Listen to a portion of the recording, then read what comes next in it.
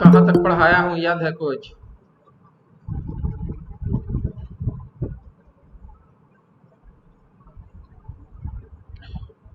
Chlorine पे थे sir. हाँ बेटा, क्लोरीन चल रहा था, याद आ गया। Good morning students. Today we will discuss properties of chlorine. Actually, chlorine has great affinity towards hydrogen. That is why it easily reacts with those compounds which contains hydrogen. For example, it directly reacts with hydrogen to form hydrogen chloride, reacts with hydrogen sulfide to give hydrogen chloride and sulfur. It easily reacts with hydrocarbon to give carbon and hydrochloric acid, hydrogen chloride ना। तो ये general properties हो गया। कुछ properties और हम लोग देखेंगे अल्कीन के साथ, कुछ अल्केन के साथ। ठीक है, इसमें दो रिएक्शन इसका इंपॉर्टेंट है, हालांकि अभी तक बोर्ड में कभी नहीं पूछा है, लेकिन क्वेश्चन बनता है, इंपॉर्टेंट है। क्वेश्चन सेटर चाह गया तो यहाँ से क्वेश्चन जरूर देगा। ठीक है, वो क्या देगा वो देखिए। अगर हम लोग डाइल्यूट और कोल्ड कॉस्टिक सोडा ले लें तो उसमें सोडियम क्लोराइड और सोडियम हाइपोक्लोराइट ये कंपाउंड बनता है। लेकिन वहीं अगर हम लोग hot and Kong caustic soda ले लें तो सोडियम क्लोराइड और सोडियम क्लोरेट बनता है। तो दोनों डिफरेंट कंडीशन, ये कंडीशनल है, कंडीशनल प्रॉपर्टीज है, डिफरेंट कंडीशन होने से डिफरेंट प्रोडक्ट बन जाता है। इसलिए ये दोनों रिएक्शन जो है आपका इंपॉर्टेंट हो जाता है। अगर कोल्ड और डाइल्यूट ले लेंगे तो हाइड्रोजन क्लोराइड और सोडियम, ये सॉरी सोडियम क्लोराइड और सोडियम हाइपोक्लोराइट ये दोनों देगा। लेकिन अगर हम लोग हॉट एंड कॉन्क ले लें तो एक्चुअली कॉस्टिक सोडा को पानी में डालिएगा और कॉन्सेंट्रेटेड सोल्यूशन है तो ऑटोमेटिक हॉट रहता है, एक्सोथर्मिक प्रोसेस ये होता है। तो अगर उस कंडीशन में अगर तुरंत आप रिएक्शन करा रहे हैं क्लोरीन से तो सोडियम क्लोराइड और सोडियम क्लोरेट बनेगा। ठीक है, साइड प्रोडक्ट तो वाटर रहेगा, लेकिन नहीं थोड़ा देर हो जाए, डाइल्यूट हो जाए, कोल्ड रहे तो उसमें आपको सोडियम क्लोराइड के साथ सोडियम हाइपोक्लोराइट बनता है। आइए अब नेक्स्ट प्रिपरेशन हम लोग देख रहे हैं, प्रिपरेशन नहीं प्रॉपर्टीज पढ़ रहे हैं क्लोरीन का। और ये प्रॉपर्टीज हम लोग 10 में भी पढ़ चुके हैं इसका। जैसे आप ले लीजिए कैल्शियम हाइड्रोक्साइड, स्लैग्ड लाइम जिसको कहते हैं आप, उसमें आप पास कर दीजिए क्लोरीन गैस को। ठीक है, तो क्लोरीन गैस को पास करते ही आपको ब्लीचिंग पाउडर का फॉर्मेशन हो जाता है। तो ये आपका रहा ब्लीचिंग पाउडर। ठीक है, कैल्शियम क्लोराइड और वाटर साइड प्रोडक्ट निकल गया। कैल्शियम क्लोराइड, ये ब्लीचिंग पाउडर को हम लोग और कैसे लिख सकते हैं वो देखिए, मैं अभी स्क्रीन पर दिखाने की कोशिश करता हूँ। ब्लीचिंग पाउडर को हम लोग ऐसे लिख सकते हैं, Ca ब्रैकेट O Cl और Cl ना, यही आपका ब्लीचिंग पाउडर है। ऐसे लिखिए या इसको ऐसे आप लिख सकते हैं, कैसे, CaOCl2। दो क्लोरीन है तो देखो एक ऑक्सीजन रहने दिए, दो क्लोरीन लिख दिए। ठीक है, तो ये ब्लीचिंग पाउडर हो गया। ये जो रिएक्शन लिखा हुआ है ठीक नहीं लिखा हुआ है। ठीक है, फिर उसके साथ और लिखना पड़ता है, तो चलिए उस पर हम नहीं चर्चा करेंगे। ठीक है, तो कैल्शियम, ये आपका जो ब्लीचिंग पाउडर है CaOCl लिखिए या CaOCl2 लिखिए। नहीं तो फिर अगर इस फॉर्मेट में लिखेंगे तो कैल्शियम कार्बोनेट, कैल्शियम क्लोराइड भी लिखना पड़ता है, वाटर भी लिखना पड़ता है, तब ब्लीचिंग पाउडर जा करके ये दिखला सकते हैं, जो कि NCERT वगैरह में जनरली दिया हुआ होता है। लेकिन एक्चुअली में अगर पूछे तो ये हो गया ब्लीचिंग पाउडर, ऐसे लिखिए या ऐसे लिखिए ना। ऐसे लिखिएगा तो ये सब भी लिखना पड़ेगा। ठीक है, इसलिए ऐसे हम लोग नहीं लिखते हैं, ऐसे लिखते हैं, याद रखिएगा आप लोग। ठीक है, the chlorine reacts with hydrocarbon and gives substitution product with saturated and unsaturated hydrocarbon. Chlorine को अगर हम लोग अल्ट्रावायलेट रे के प्रेजेंस में 11th में आप पढ़ चुके हैं। ठीक है, मीथेन के साथ रिएक्शन करा दीजिए तो मिथाइल क्लोराइड दे देगा। इथीन के साथ रिएक्शन करा दीजिए तो इथीन यानी कि 1,2 डाइक्लोरो इथेन दे देगा। ठीक है, यही नहीं, अगर आप क्लोरीन एक्सेस कर दीजिए और मीथेन को लिमिट कर दीजिए तो each hydrogen atom will be replaced successively. Successively जो है सो उसका हाइड्रोजन रिप्लेस हो जाता है। ठीक है, और आपको फाइनली कार्बन मिल जाएगा। तो ये याद रखना, याद क्या रखना है, 11th में पढ़ाए हुए हैं, उसमें 2-3 स्टेप से होकर के गुजरता था ये। पहला था आपका चैन इनिशिएटिंग स्टेप, दूसरा था चैन प्रोपगेटिंग स्टेप, और लास्ट स्टेप जो था चैन टर्मिनेटिंग स्टेप था ना, रिएक्शन लास्ट में टर्मिनेट करता था। तो ये आपका क्या कहा जाता है, सब्स्टिट्यूशन रिएक्शन है, और यह किस तरह के मैकेनिज्म को फॉलो करता है, तो फ्री रेडिकल मैकेनिज्म को फॉलो करता है। ठीक है, तो इसको आप याद रखेंगे, याद का भी रिकॉल हम करा दिए, हो गया आपका। ठीक है, chlorine on standing, chlorine water on standing loses its yellow color due to formation of HCl and HOCl। Chlorine water को छोड़ दीजिए तो HCl और HOCl का फॉर्मेशन करता है, ठीक है, और येलो कलर जो होता है क्लोरीन का वो लॉस हो जाता है। एक्चुअली हाइपोक्लोरस एसिड जो है वह नेसेंट ऑक्सीजन लिबरेट करता है, और वैसे सब्सटेंस जो नेसेंट ऑक्सीजन लिबरेट करते हो ऑक्सीडाइजिंग एजेंट होते हैं, साथ ही साथ वह ब्लीचिंग एजेंट होते हैं, और जिनका ब्लीचिंग एक्शन ऑक्सीजन के चलते होता है, ऑक्सीडेशन के चलते होता है, वो परमानेंट ब्लीचिंग होता है। आपके सिलेबस में सिर्फ सल्फर डाइऑक्साइड ही ऐसा है गैस जो कि टेम्पोररी ब्लीचिंग एजेंट होता है वो, क्योंकि उसमें उसका ब्लीचिंग एक्शन जो होता है रिडक्शन के चलते होता है। लेकिन आपका यहाँ पर क्लोरीन का अगर ब्लीचिंग एक्शन हम लोग पढ़े तो क्लोरीन वाटर के साथ रिएक्शन करने के बाद HCl और HOCl बनाता है। यही HOCl क्या करता है, लिबरेट HCl में और नेसेंट ऑक्सीजन में टूट जाता है। यही नेसेंट ऑक्सीजन जो है आपका ब्लीचिंग एक्शन या ऑक्सीडाइजिंग प्रॉपर्टी के लिए रिस्पॉन्सिबल होता है। आइए नेक्स्ट प्रॉपर्टी जब हम लोग क्लोरीन के देखने जा रहे हैं, chlorine oxidises ferrous salt to ferric salt. कोई भी फेरस सॉल्ट ले लीजिए और उसको एसिडिफाई करके क्लोरीन गैस पास कर दीजिए तो आपका फेरिक सॉल्ट में बदल जाएगा। देखिए आपके पास ये रिएक्शन है, ये फेरस सल्फेट था, एसिडिफाई किया हुआ है, यह फेरिक सल्फेट में बदल दिया। उसी तरह से यह सल्फाइड को सल्फेट में बदल देता है। सोडियम सल्फाइड ले लीजिए एक एग्जाम्पल, ठीक है, उसका सोल्यूशन बना करके उसमें क्लोरीन गैस पास कर दीजिए तो सोडियम सल्फेट में बदल दिया।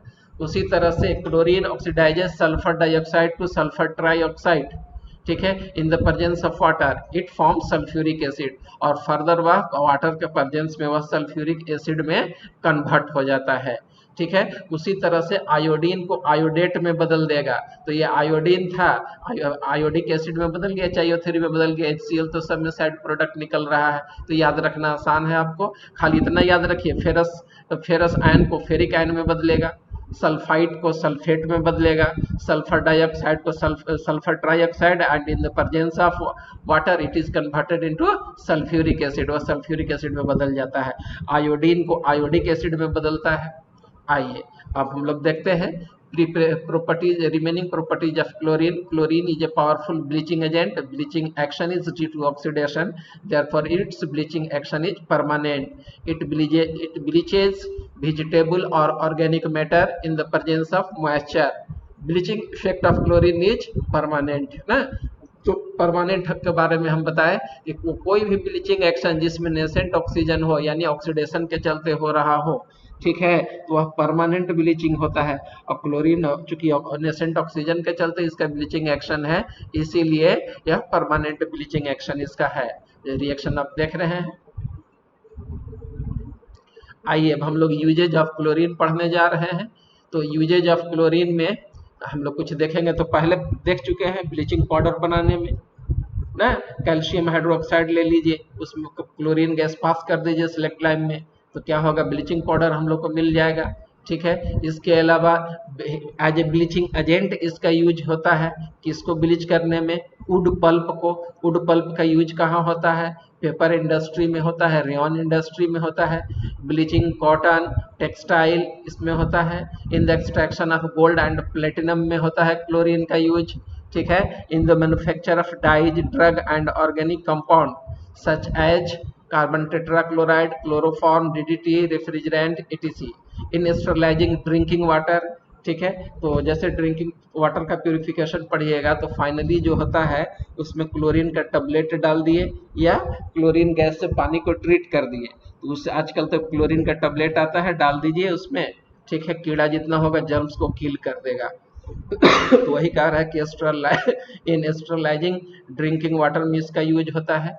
इन the preparation of poisonous gas such as phosgene ना, तो इसको याद करना है आपको। एक दो बार बोर्ड में पूछे हुए हैं कि क्लोरीन का पॉइजनस दो गैसेज का नाम लिखिए, ठीक है, तो आपको याद रखना पड़ेगा। पहला हो गया फॉस्जीन COCl2, ठीक है। दूसरा है आपका टीयर गैस, तो टीयर गैस पॉइजनस नहीं होता है, ठीक है।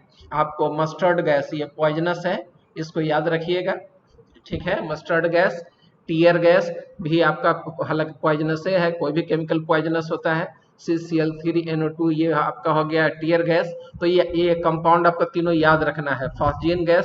फॉस्जीन गैस बनता कैसे है, तो फॉस्जीन गैस आपको क्लोरोफॉर्म जो होता है ना, ऑक्सीजन के प्रेजेंस में ऑक्सीडाइज हो जाता है, और ये फॉस्जीन गैस और HCl साइड प्रोडक्ट बनाता है, तो वहीं से फॉस्जीन गैस बनता है। टीयर गैस में हम लोग क्लोरोफॉर्म और ये नाइट्रो कंपाउंड है, उससे बनता है आपका। उसी तरह से आपका मस्टर्ड गैस है, अल्कीन से ये बनता है, ठीक है।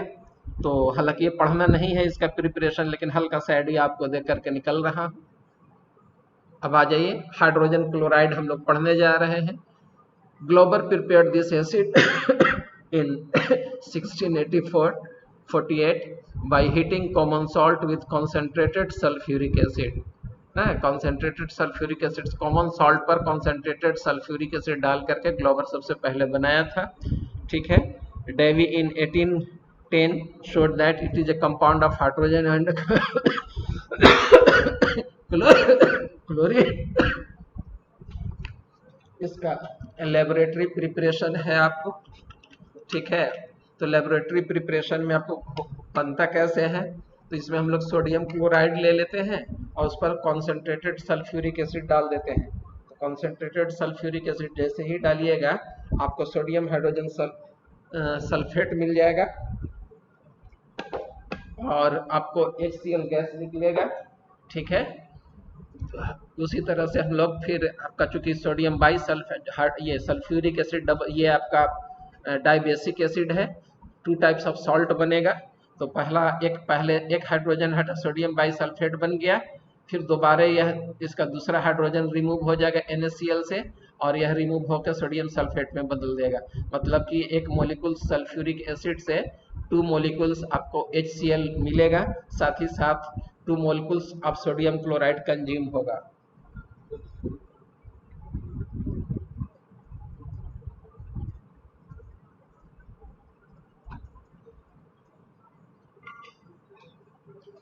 HCl gas can be dried by passing through concentrated sulfuric acid, और इसको concentrated sulfuric acid से पास करके हम लोग ड्राई करते हैं।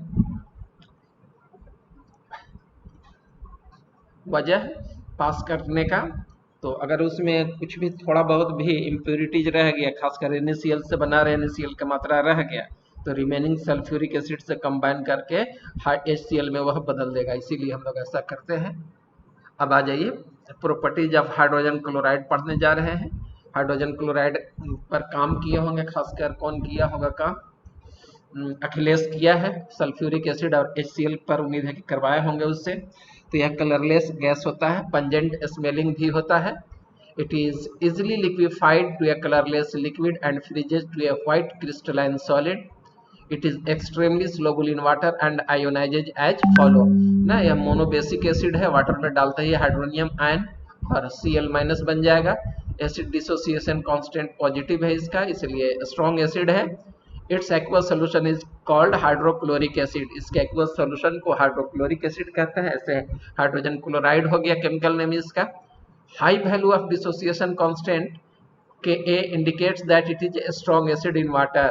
It reacts with ammonia and gives white fumes of ammonium chloride ना। कहीं पर भी अगर आपको अमोनिया गैस हो बन रहा हो तो करते क्या है कि हम रड लेते हैं और रड को HCl सॉल्यूशन में डुबा दिए, ग्लास रड ले लीजिए और HCl गैस में रड को डुबा दीजिए, फिर अमोनिया गैस के कांटेक्ट में ले जाइए जहां पर अमोनिया बन रहा हो जिस कंटेनर में। जैसे ही अमोनिया गैस के पास लाइएगा तो व्हाइट फिल्म्स बनेगा। व्हाइट फिल्म्स अमोनियम क्लोराइड के फॉर्मेशन के चलते बनता है, तो तुरंत पता चल जाता है कि वहां पर अमोनिया गैस है, या HCl हम लोग यूज किए इसलिए अमोनिया के प्रेजेंस में NH4Cl दे दिया। प्रॉपर्टीज ऑफ हाइड्रोजन क्लोराइड अब हम लोग देखने जा रहे हैं।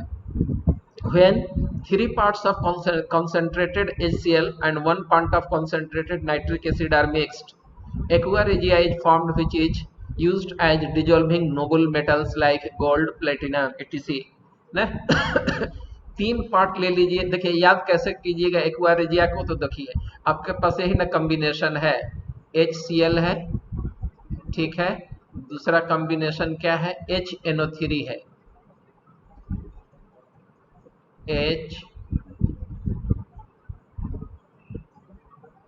HNO3 है, ठीक है। तो इसमें ऑलरेडी 3 है, हम लोग पढ़ते थे तो कंफ्यूज कर जाते थे कि किस कौन 3:1 रेशियो में किसके हिसाब से है। तो देखो यहाँ पर 3 है तो इसको 1 रेशियो ले लेना, यहाँ पर इसमें इसका फॉर्मूला में 1 ही है सिर्फ, इसीलिए 3 ले लेना। तो यही 3:1 रेशियो जो होता है एक्वा रेजिया कहलाता है, याद रहेगा ना, आसान है। HNO3 अच्छा नाइट्रिक एसिड, उसमें ऑलरेडी 3 है इसलिए 1 वॉल्यूम, और इसका 3 वॉल्यूम ले लेंगे HCl का ना।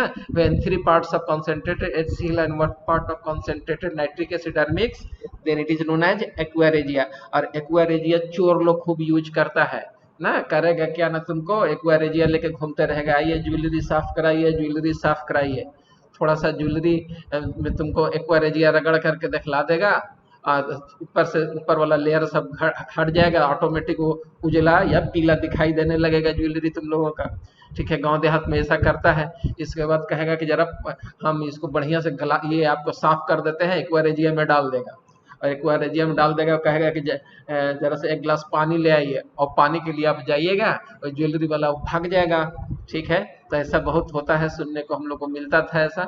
तो एक्वा रेजिया चोर लोग यूज करता है खूब डिजोल्व कराने में।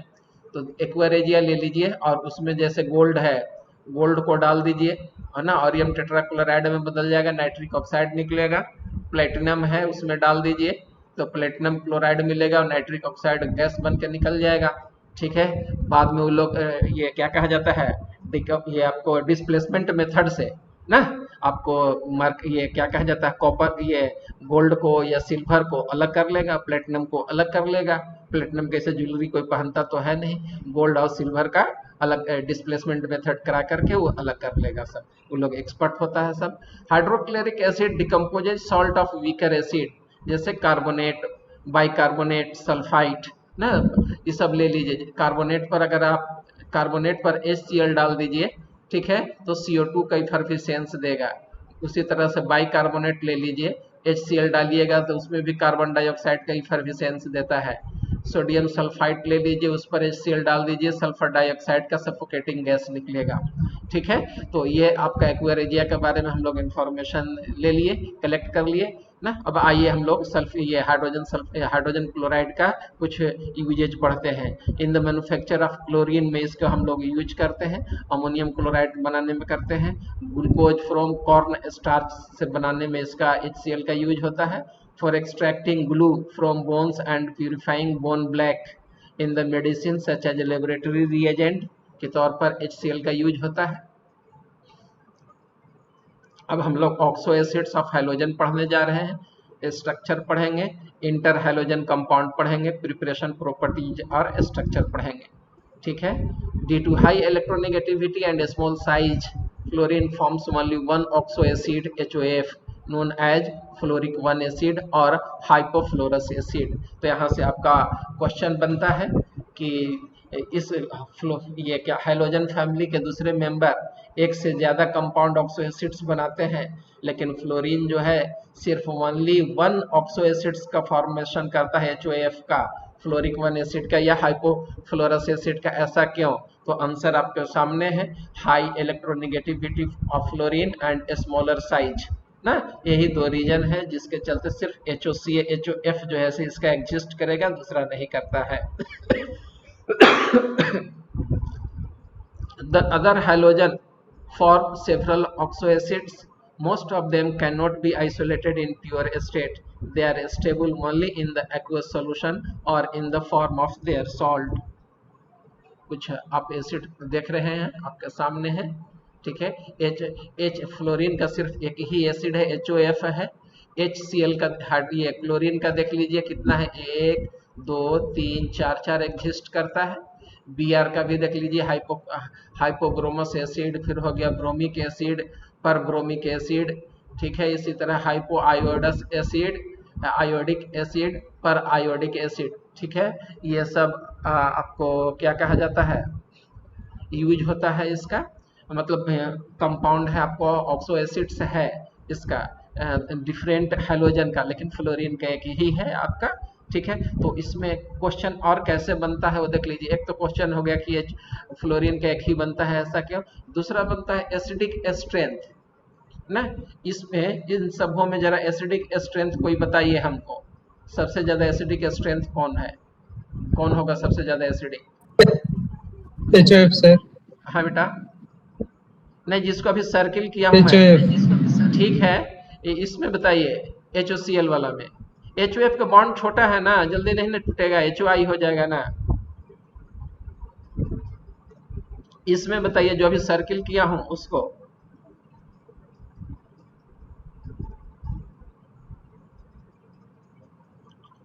और HOF से ज्यादा एसिडिक HOI हो जाएगा, आपका साइज बड़ा है आयोडीन का, जल्दी टूटेगा वहां से। HClO4 sir. HClO4 बिल्कुल सही, यानी कि परक्लोरिक एसिड, ये सबसे ज्यादा एसिडिक हो जाएगा। वजह, इसमें इलेक्ट्रोनेगेटिव एलिमेंट यानी कि ऑक्सीजन ज्यादा है, इसमें 4 इलेक्ट्रोनेगेटिव एलिमेंट ऑक्सीजन है, इसमें 3 ऑक्सीजन है, इसमें 2 ऑक्सीजन है, इसमें 1 ही ऑक्सीजन है। तो as the number of electronegative element in acid increases, its acidic strength increases, ठीक है। अब आ जाइए ऑक्सो एसिड्स ऑफ क्लोरीन देख लीजिए आप, हाइपोक्लोरस एसिड, क्लोरस एसिड, इसके बाद है आपका क्लोरिक एसिड और परक्लोरिक एसिड। थर्मल स्टेबिलिटी इसका देख लीजिए, तो सबसे ज्यादा आपका the higher the oxidation state higher the stability, जितना ज्यादा ऑक्सीडेशन स्टेट ज्यादा होगा, ठीक है, उतना ज्यादा स्टेबिलिटी होगा। तो ऑक्सीडेशन स्टेट बताइए तो इसमें क्लोरीन का कितना होगा।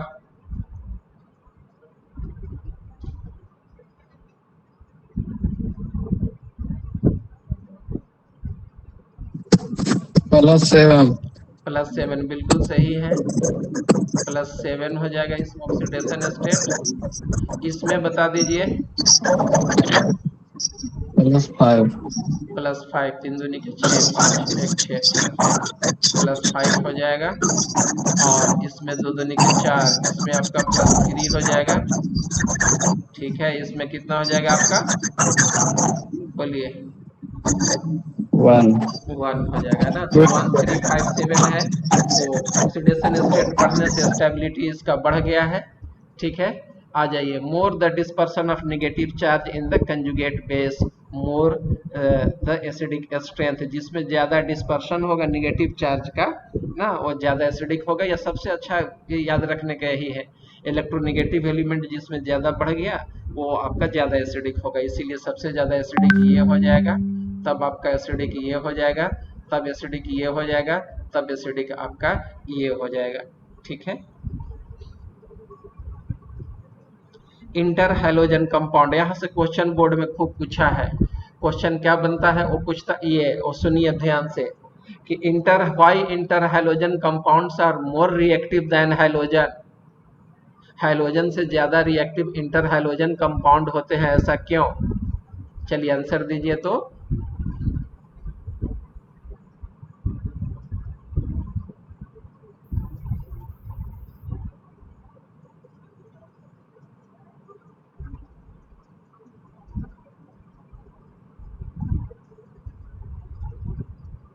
चलिए सुनिए फिर, इंटर हैलोजन में 2 डिफरेंट हैलोजन होता है, एक का साइज छोटा होता है, एक का साइज बड़ा होता है। तो साइज डिफरेंस अलग अलग होने की वजह से बॉन्ड लेंथ बड़ा हो जाएगा, तो बॉन्ड डिसोसिएशन एनर्जी उसकी कम होगी, इसलिए वो जल्दी बॉन्ड टूटेगा। यही वजह है कि interhalogen compounds are more reactive than halogen ना, याद रखिएगा, इसका बहुत इंपॉर्टेंट क्वेश्चन है। चलिए, इंटर हैलोजन कंपाउंड क्या है, तो when two different halogen react with each other then interhalogen compounds are form ना। और इसका जनरल फॉर्मेट है XX-, XX-3, XX-5, XX-7, where X is halogen of larger size X dash is of smaller size ना। X dash जो है जिसका number ज्यादा होगा उसका साइज छोटा होना जरूरी है। ऐसा क्यों है? क्योंकि वो लार्जर साइज में ढेर सारा छोटे छोटे साइज वाले हैलोजन आसानी से एकोमोडेट हो जाएंगे, इसीलिए ऐसा होता है ना। ये उसका रीजन याद रखिएगा। As the ratio between radii of X and X dash increases the number of atom per molecule also increases ना। IF7 देख रहे हैं आप यहाँ पर। आइए अब हम लोग प्रिपरेशन देखते हैं इंटर हैलोजन कंपाउंड का। The inter halogen compounds can be prepared by direct combination ना। ये आपका हो गया। क्लोरीन का फ्लोरीन से रिएक्शन करा दीजिए, क्लोरीन फ्लोराइड बन गया। उसी तरह से एक्सेस फ्लोरीन ले लीजिए, ClF3 बन जाएगा। इक्विमोलर क्वांटिटी ले लीजिए तो ICl बन जाएगा। एक्सेस यहाँ क्लोरीन आयोडीन के साथ ले लीजिए, ICl3 बन जाएगा, BrF3। उसी तरह से BR5 बन जाएगा एक्सेस लेने से। तो इस तरह के डायरेक्ट कॉम्बिनेशन से बनता है आपका फ्लोरीन, ये interhalogen compound. Properties of interhalogen compound अब हम लोग देखने जा रहे हैं। properties of interhalogen compound, these are all covalent molecules and are diamagnetic in nature. They are volatile solid or liquid at 298 Kelvin except chlorine fluoride which is a gas. Their physical properties are intermediate between those of constituent halogen except that their MP and BP are little higher than expected. In general, interhalogen compounds are more reactive than halogen except fluorine. This is because XX bond length is in interhalogen is weaker than XX bond in halogen except FF bond. मतलब कि interhalogen compound में दो different halogen होने के वजह से bond length बड़ा होगा, जिसके चलते बॉन्ड लेंथ ज्यादा होगा और उसके चलते बॉन्ड डिसोसिएशन एनर्जी कम होगी और वह क्या होगा, आसानी से टूट जाता है। इसीलिए इंटर हैलोजन कंपाउंड ज्यादा रिएक्टिव होता है than that of halogen except in the case of FF ना। FF से लेकिन कम रिएक्टिव होगा। ऐसा क्यों?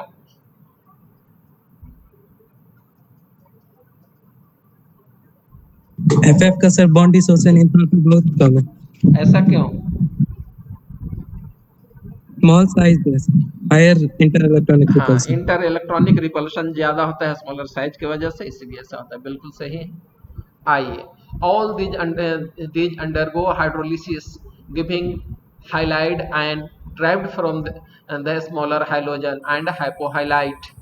ठीक है, इसमें हाइपोहाइलाइट भी मिलता है, हाइलाइट मिलता है, हाइलाइट मिलता है एंड पर हाइलाइट मिलता है। पेन XX-7 anion derived from larger halogen. Smaller halogen forms hydrochloric acid, larger halogen forms oxo acids। तो यहाँ से क्वेश्चन बनता है, वो देख लीजिएगा ना। XX डैश ले लीजिए, हाइड्रोलिसिस करा दिए, हाइपोहाइलस एसिड बन गया। XX डैश दे दिए तो जिसका X डैश रहेगा उससे हाइपोक्लोरिक एसिड बनेगा, हाइड्रोजन क्लोराइड बनेगा, या ये क्या कहा जाता है आपको हाइड्रोहाइलिक बनेगा। जैसे HCl है तो हाइड्रोजन क्लोराइड हो गया, bromide hydrogen bromide, hydrogen fluoride, hydrogen iodide, इस तरह से बन गया। जिसका साइज छोटा होता है ना वो आपका ऑक्सी एसिड्स बनाएगा, जैसे हाइपोहाइलस एसिड, हाइलस एसिड, हाइलिक एसिड, पर हाइलिक एसिड ना। ये डिपेंड करेगा वाटर के कंटेंट पर। ठीक है, तो एक दो बार बोर्ड में पूछ चुका है कि इसका हाइड्रोलिसिस कराएंगे तो क्या देगा, NCERT का है ये। आइए, स्ट्रक्चर ऑफ इंटरहैलोजन कंपाउंड। तो हाइब्रिडाइजेशन निकालना तो आप जानते होंगे, हाइब्रिडाइजेशन निकाल दीजिए, उसके हिसाब से स्ट्रक्चर देख लीजिएगा। इसका स्ट्रक्चर जो होता है लीनियर होता है, XX डैश का। इसका फोटो देखिए, जैसे ClF ये लीनियर स्ट्रक्चर है इसका आपका। ठीक है, लीनियर स्ट्रक्चर हाइब्रिडाइजेशन बताइए तो कितना होगा?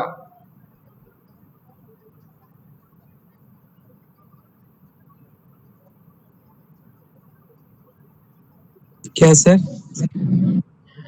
ClF का हाइब्रिडाइजेशन कितना होगा? sp3। कैसे समझे हम कि sp3 होगा? शेप तो इसका लीनियर बता रहा है।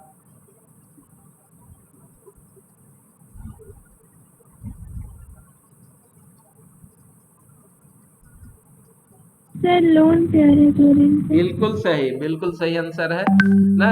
देखो हैलोजन में 3 लोन पेयर है, एक पेयर, दो पेयर, अब एक तीन पेयर, ठीक है। एक हो गया बॉन्ड पेयर, तीन लोन पेयर और एक बॉन्ड पेयर, sp3 हाइब्रिडाइजेशन हो गया। तो दोनों के तरफ से लोन पेयर बराबर है, लीनियर शेप हो गया, ठीक है। उसी तरह से आपका x5 स्क्वायर पिरामिडल हो जाएगा, ठीक है। x3 टी शेपेड होता है, इस तरह से दो लोन पेयर है, रिपल्सिव फोर्स लगेगा उसमें।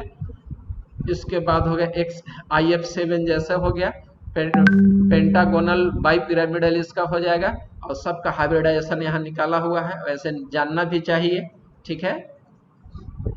बॉन्ड पेयर लोन पेयर का ये आपका दिया हुआ है रेशियो, एक बॉन्ड पेयर ये आपका x डैश में आपका एक बॉन्ड पेयर हो गया, तीन लोन पेयर हो गया, और x3 जैसे CLF3 में ना तीन बॉन्ड पेयर हो गया, दो लोन पेयर हो गया, काउंट करके देखिए हाइब्रिडेशन निकलता चला जाएगा आपका ये, ठीक है।